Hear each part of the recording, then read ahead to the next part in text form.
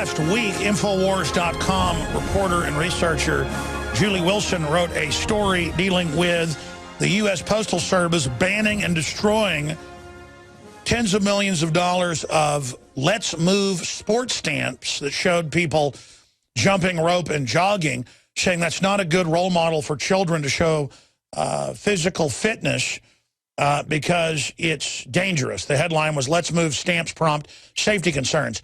Since then, that was 4 days ago, and you can see we broke this. And I'm not bragging, hey, we broke this, hey, we're hot shots. I'm just showing you how everything we basically cover and break ends up getting picked up by the mainstream media because they don't even know how to do research now or how to even look at their precious government and understand what it's up to. Now Fox News is covering it, CNN, ABC News, the Daily Mail. They are all reporting on it in the last 2 days. That's how it works. We report on it. Daily Mail picks it up. They watch everything we do. And then it moves on. So there's Fox News covering today what we covered. And again, I tried to go to the hike and bike trail today. There was flooding in Austin in the last few days. But the hike and bike trail has got to be hundreds of square miles. I mean, it's just gigantic. Like half the city is greenbelt and off limits to housing. It's huge. So I pull up at one of the points I jog down into and go for a run. The Barton Creek is way down there. Not even out of its banks now. They got police tape up. I'm walking up to go in, and a woman walks up, getting in her car, and she comes out of her way to get out of her car, walk up and not say friendly, hey, you can't go in there, it's closed. She walks over and she goes, it's closed. You're not supposed to go in there. And they had like police tape up. And I said, yeah, I know. I live by Barton Creek. I know that it's back down to normal levels now. I'm going for a jog. There's all these trails that are, a mile away from the creek. And she gets real mad and stomps off. I come back up 30 minutes later after a jog, and a listener comes jogging by because he said he was a listener. And he goes, you better watch out. They were just here giving people tickets. And I went, really? Let me get that on tape. So I got him saying that on tape. And he goes, yeah, they were just here. You better get off the street. Of course, I was leaving. And I have a good feeling that she called the police. Now, imagine, folks, you've got, if you look at a satellite map of Austin, Texas, you'll see giant areas that are green through the city. I mean, it's got to be hundreds of square miles going out into Hays County, out of Travis County. Giant areas. I mean, you can hike 20 miles on the Greenbelt easily in any direction, basically. It's unbelievable. And so I went down to the creek and shot video of it, and it was barely even rushing anymore. And used to, they didn't close it because it's dangerous, though. No one can go on the 100-plus square miles or whatever it is. Guys, look up estimates of green belts in Austin, Texas, the square mileage of these babies. They're some of the biggest in the country is the point. And now you go down there, and they've got these rangers down there constantly giving people tickets and all the rest of it.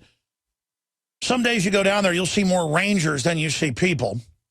They had falling rocks off one cliff. So they didn't just close right around the rocks. They closed miles of trail a few years ago because of falling rocks. You just can't even go into there because there's some cliffs and a rock fell on somebody.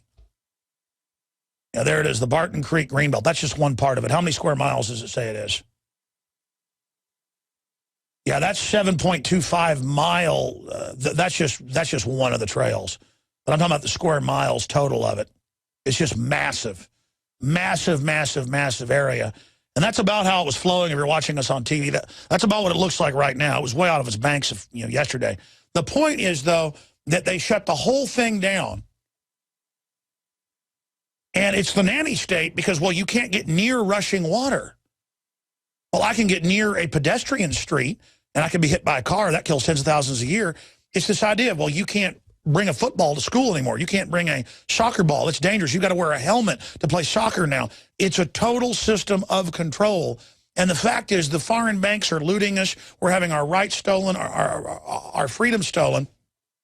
And they've got time to have park police in the misting rain running around giving people tickets. Yeah, blow that up. Back out of that for people to give an idea how big it is. Just zoom out and show a satellite shot of the entire city of Austin. Look at how big that greenbelt is. Do you see it right there, folks? It starts there, but then it runs all the way out of town. Okay? Now imagine, I randomly pull up in some neighborhood to go into one of the entrances, and they've got police up there giving people tickets trying to go in. Going into that. Now look at the creek in the middle, if you're a TV viewer or watcher. That's the creek. Now imagine, a mile off the creek, I want to go for a run, nothing to do with the creek. I went down there because it was forbidden, of course, just to see this great evil. So there's the nanny state. Hey, if you're foreign banks, you want to steal $47 trillion, that's A-okay.